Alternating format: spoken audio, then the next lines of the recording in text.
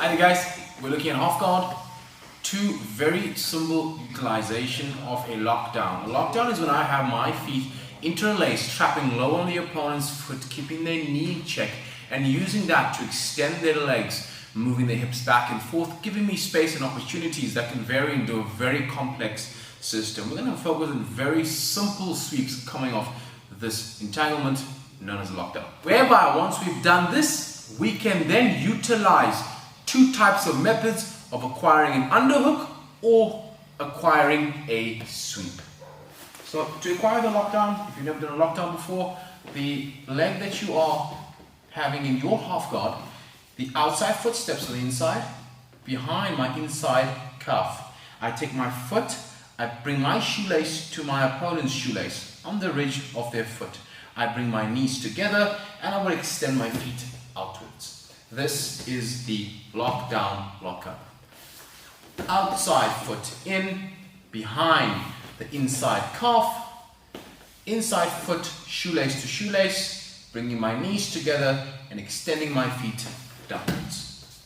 Now, why is this of any use to us? We can use this to control the opponent's pressure forward and back because we've isolated their leg and their hip. In Jiu-Jitsu, the hip area is of vital importance. If I can block it, control it, or hinder it from moving, it provides me many opportunities down the line.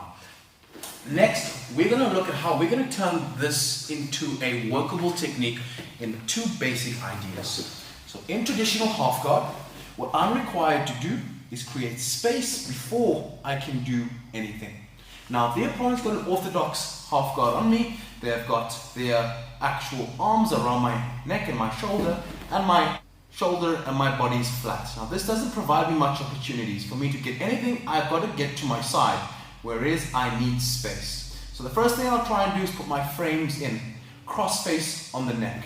I will then lock up my lockdown position and I will extend my feet downwards.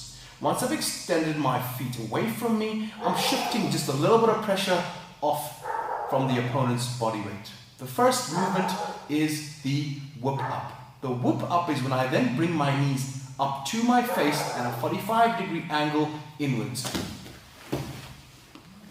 This creates a path to an underhook.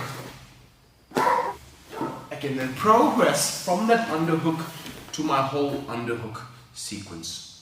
This is very important and useful when you can't acquire a good amount of space to acquire an underhook or even acquire a leg control and entering into the deep half. That is called the whoop up. My feet come upwards at a 45-degree angle in towards the opponent.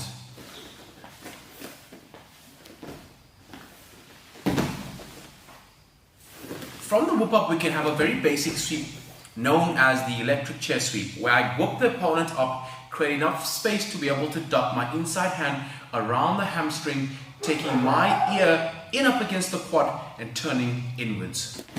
Okay, so the first thing is I need space, so I lock up my lockdown, shoelace to shoelace, knees together, put my frame in, push the opponent down, bring my knees to my chest, turn the opponent out.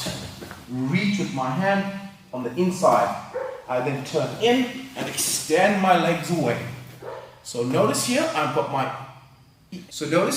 hand to my ear. I'm then propping up onto my hand and I'm turning in towards the opponent, stretching them out, controlling their head. In this position, you can test the opponent's flexibility. Most people won't tap from here, but it gives me a big space to then step around to the side control position. Next technique we're utilizing is the whoop up to the electric chair sweep. First thing is first, put my lockdown in play, get my frames in. I can go hip and neck, I extend the opponent away, I bring them up to my chest, 45-degree angle inwards, reach into the leg as deep as I can, extend the opponent and reach for my ear.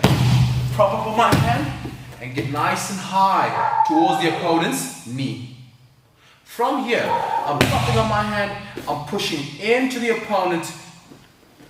I'm then going to test the flexibility, drive the pressure in, control the head, step around. One can also connect their hands in the electric chair instead of grabbing their ear to get more tension and torque on the opponent's legs.